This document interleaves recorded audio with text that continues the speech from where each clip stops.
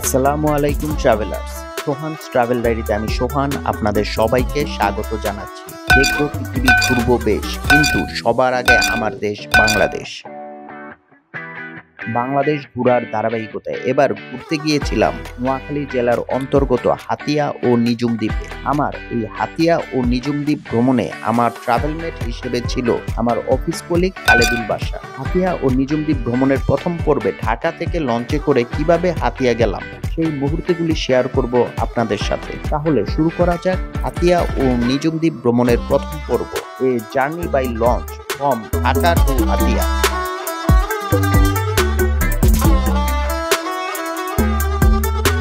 এখন সময় বাজে 4:40।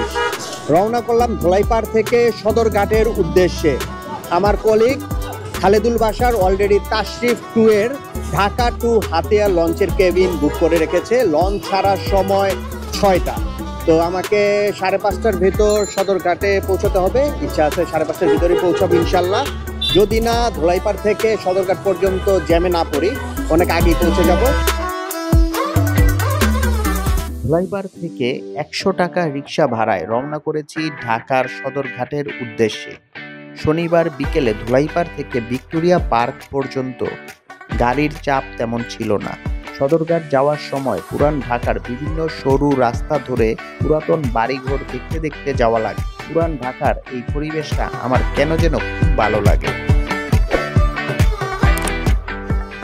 ধলাইপাড় থেকে ভিক্টোরিয়া পার্ক পর্যন্ত মোটামুটি 20 মিনিটের ভেতরেই চলে আসছি। তো ভিক্টোরিয়া পার্ক পার হয়ে নর্থ ব্রুকফুল রোডে এসেই বেশ জ্যামের ভিতর পড়লাম। এই যে দেখেন, পুরো পেজ লাগিয়ে গেছে, এমন জ্যাম। আমি এখন লালকুঠি ঘাটের কাছাকাছি চলে আসছি। লালকুঠি ঘাটের কাছাকাছি এসেও বেশ জ্যাম। এই যে দেখতে পাচ্ছেন সামনের দিকে কঠিন পেজগি লাগছে, কোনো গাড়ি পাস হতে পারতেছে না। তা আমার হাতে যদিও অনেক সময় আছে, তাই আর রিক্সা থেকে নামতেছি না। আমার হাতিয়ার লঞ্চ ছাড়ে মেবি টার্মিনাল 1 থেকে, তো আমাকে লালকুঠি ঘাট থেকে আবার ডানে টার্মিনাল 1-এর সামনে যেতে হবে। আমি চলে এসেছি টার্মিনাল 1-এ।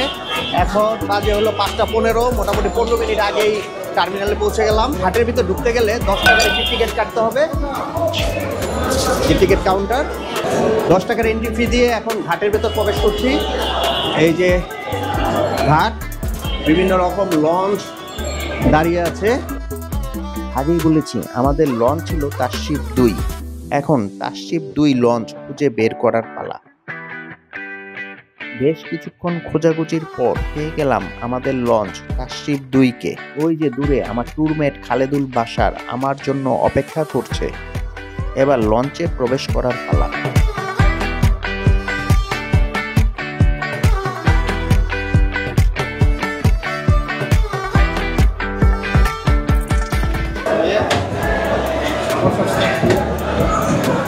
এই যে আমার ট্রাভেলমেট খালেদুল বাশার অনেক আগে চলে আসছে। কখন আসছো তুমি? তোমার যখন ফোন দিলাম আমি জ্যামে পড়ে আসছিলাম লালকুঠিতে, মোটামুটি মনে করো অনেকক্ষণ। এই যে আমাদের কেবিন একদম রিভার সাইডে পড়ছে, D214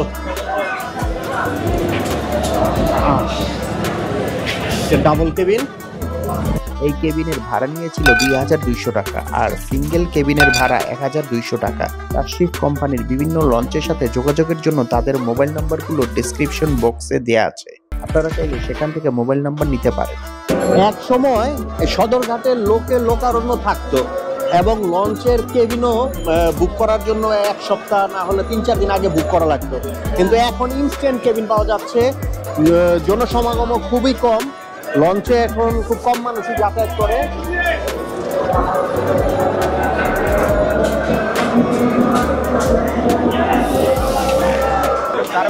এখন আমরা পুরো লঞ্চটা ঘুরে দেখার জন্য বের হলাম।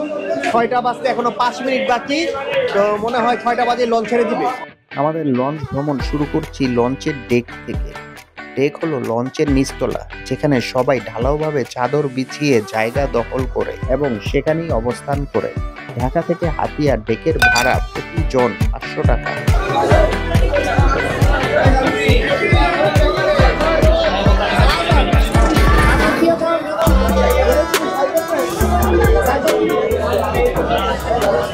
দেখে আসলে শীতের ভিতর বেশ কষ্ট, কারণ লঞ্চে প্রচন্ড বাতাস থাকে, মাঝ নদীতে বেশ ঠান্ডা থাকবে। গরমকালে ডেকে মোটামুটি আরাম থাকবে।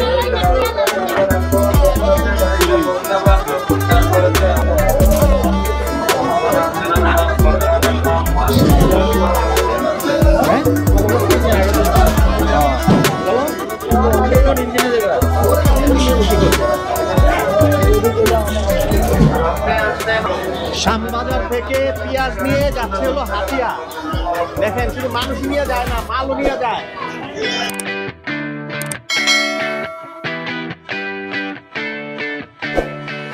এখন আমরা লঞ্চের দোতলায় উঠছি। দোতলার অর্ধেক অংশ ডেক, যেখানে আগেই বলেছিলাম যাত্রীরা ঢালাওভাবে চাদর বিছিয়ে অবস্থান করে।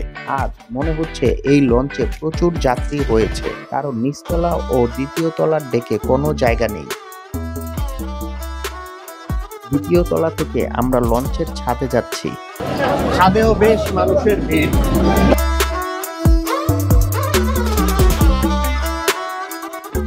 আমরা এবার মাস্টার ব্রিজের ছাদে যাচ্ছি। সাধারণত মাস্টার ব্রিজের ছাদ জনসাধারণের জন্য বন্ধ থাকে, কিন্তু এই লঞ্চে মাস্টার ব্রিজের ছাদে উঠতে কোনো নিষেধাজ্ঞা নাই। আমরা আসলে চাঁদপুরে অনেক লঞ্চে ভ্রমণ করছি, প্লাস বরিশালও গেছি, কিন্তু লঞ্চের একদম টপে এই যে যেখানে মাস্টার ব্রিজের এই জায়গাটায় কখনোই উঠতে পারি নাই।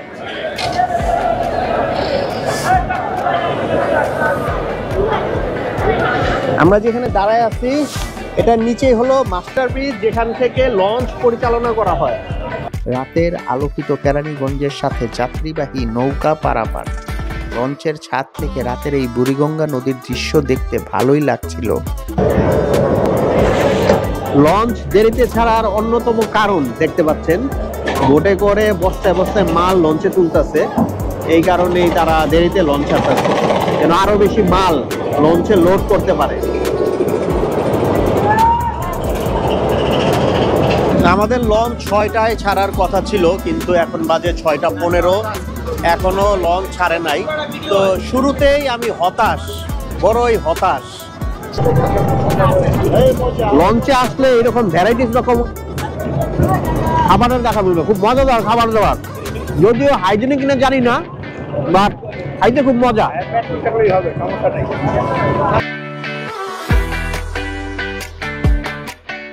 লঞ্চে ঘুরতে ঘুরতে চলে এলাম ইঞ্জিন রুমে। লঞ্চের গতি, লঞ্চকে সামনে পেছনে নিয়ে যাওয়া কন্ট্রোল করা হয় এই ইঞ্জিন রুম থেকেই। 6:35 আমাদের লঞ্চ ছাড়লো, মোটামুটি 35 মিনিট লেটে। চলন্ত লঞ্চ থেকে কিন্তু মাল লোডিং এর কাজ চলতেছে। এই ট্রলার থেকে লঞ্চের সাথে বেঁধে দেন মাল লোডিং এর কাজ চলতেছে।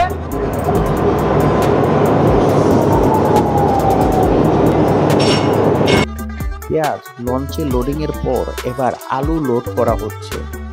যাত্রী পরিবহনের পাশাপাশি পণ্য পরিবহনেও লঞ্চ ভালোই মুনাফা পায়।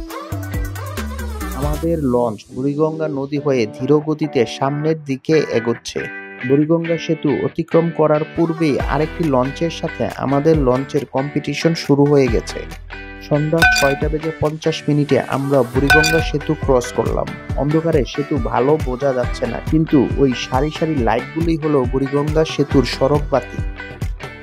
লঞ্চ অনেকক্ষণ ঘোরাঘুরি করে এখন কেবিনে চলে আসছি। আসলে লঞ্চ কোস্টাগোলা ব্রিজ পার হওয়ার পরে বেশ ঠান্ডা লাগতেছিল, আর অনেকক্ষণ ধরে যেহেতু লঞ্চে ঘোরাঘুরি করলাম, তাই কেবিনে আসলাম কিছুটা সময় রেস্ট নেওয়ার জন্য। কিছুটা সময় রেস্ট নিয়ে আবারও লঞ্চ ট্যুরে বের হবো, পুরো লঞ্চটা আবার ঘুরে দেখবো।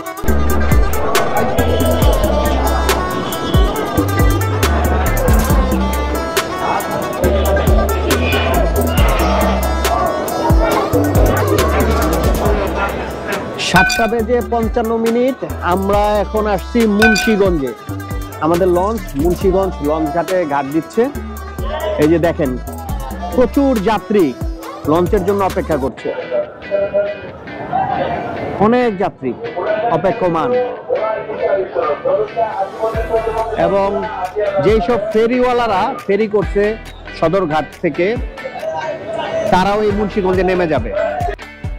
এখন সময় 8:05।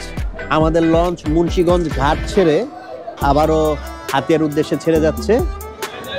মোটামুটি বেশ পরিমাণে মাল এবং মানুষ এই লঞ্চে উঠানো হয়েছে। এখন আমরা আবার যাচ্ছি হাতিয়ার উদ্দেশ্যে।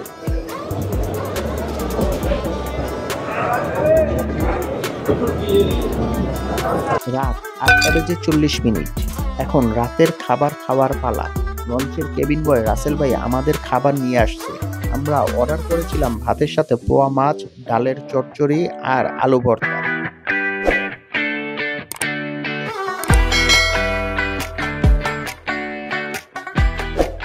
পোয়া মাছ প্রতি পিস 180 টাকা করে, ডালের চচ্চড়ি প্রতিজন 40 টাকা, মানে এখানে এক বাটিতে দুজনের জন্য 80 টাকার ডালের চচ্চড়ি আছে, আর আলু ভর্তা 20 টাকা। লঞ্চে উঠলে আসলে লঞ্চের খাবারটা কখনোই মিস করি না, কারণ লঞ্চের খাবারটা বেশ সুস্বাদু হয়। তরকারিটা যেমনই হোক না কেন, খাওয়াটা বেশ সুস্বাদু হয়। আর লঞ্চের এই ডালের চচ্চড়ির বেশ সুনাম রয়েছে। আপনারাও লঞ্চে আসলে আর কিছু খান আর না খান, ডালের চচ্চড়ি মিস করবেন না। পোয়া মাছের সাইজটা বেশ বড়।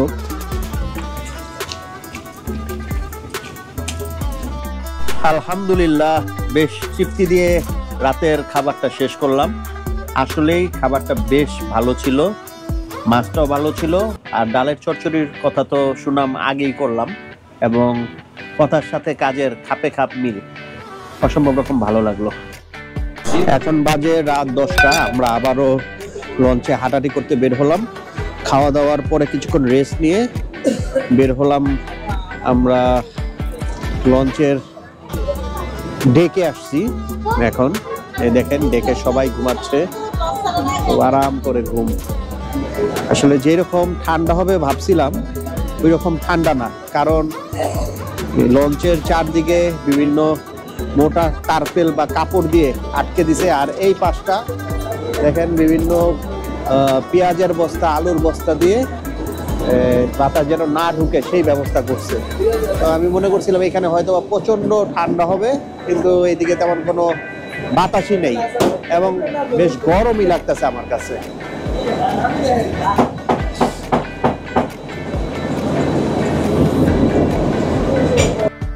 খাওয়া দাওয়ার পরে লঞ্চে হাঁটাহাঁটির আসলে প্রধান উদ্দেশ্যই ছিল কোনো চায়ের দোকান বের করা এবং সেখানে চা খাওয়া। তো ডেকে একটা চায়ের দোকান পেলাম, সেখানে অর্ডার করলাম রং চা।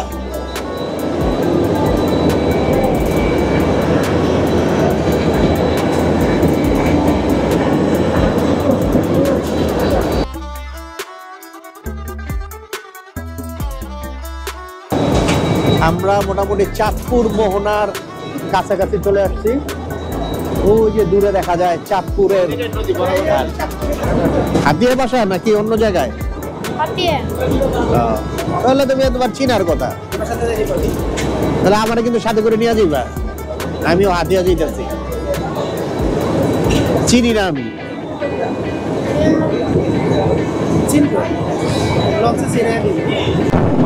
লঞ্চে ঘুরতে ঘুরতে এখন আছি লঞ্চের ছাদের উপর।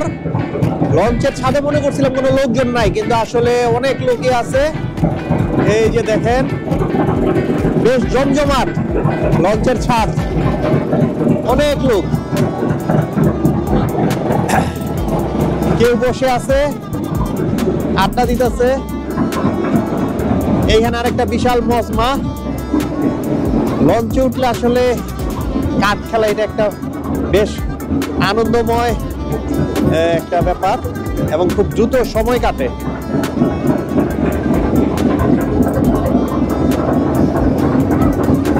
জার্নি যে কখন শেষ হয়ে যাবে এই কাঠ খেলতে খেলতে, যারা কাঠ খেলে তারা টেরও পাবে না।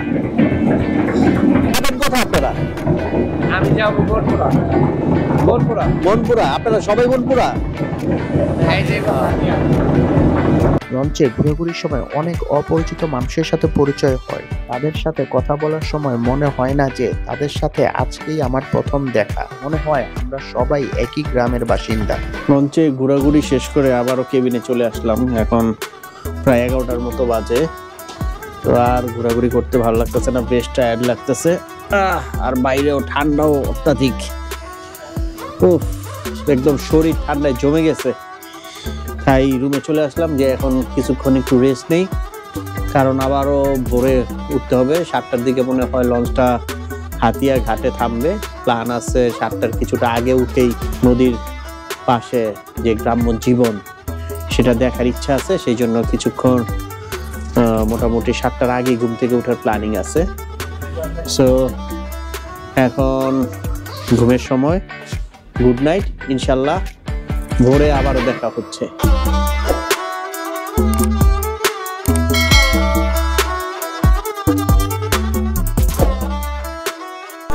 শুভ সকাল বন্ধুরা, এখন বাজে সকাল 6:30। ভোরের প্রাকৃতিক সৌন্দর্য দেখার জন্য ঘুম থেকে উঠলাম। এই যে দেখেন, মনপুরা ঘাট ছেড়ে আমরা এখন হাতিয়ার কাছাকাছি চলে আসছি। এখন মেবি ভাটা চলতেছে, পাশেই বিশাল সবুজের বন দেখা যাইতেছে। ওই যে দূরে দেখা যায় মহিষের বাথান, এই যে একটা পাখি, বক। ওয়াও, জোস।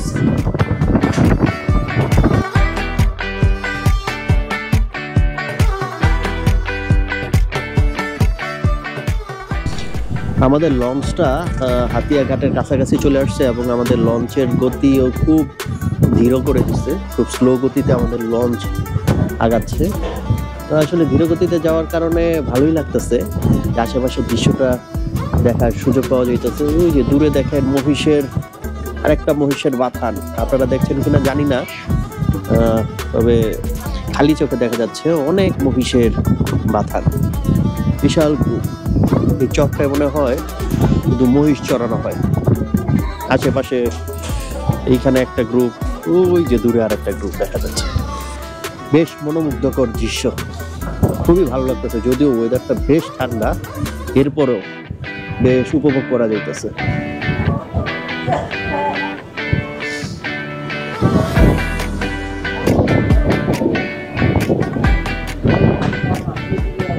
ভাটার কারণে নদীর পানির গভীরতা খুবই কম, তাই লঞ্চ যেন মাটিতে আটকে না যায়, তাই পাশ দিয়ে নদীর পানির গভীরতা মাপা হচ্ছে।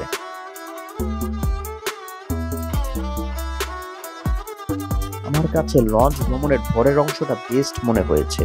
ধীরে ধীরে সরু নদী দিয়ে লঞ্চ চলছে, আর গ্রাম বাংলার অপরূপ প্রকৃতি আপনি সময় নিয়ে দেখছেন। একটু চিন্তা করেন তো, ব্যাপারটা দারুণ না?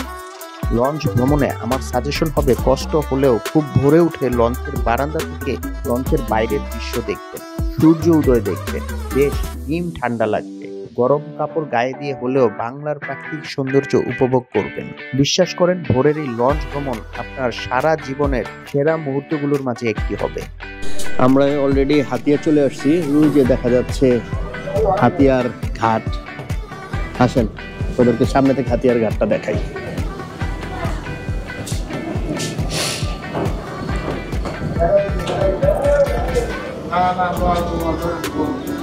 এই যে ট্রলারগুলি ঘাট থেকে সরিয়ে নেওয়া হচ্ছে, কারণ লঞ্চটা এখন এই ঘাটে ভিড়বে।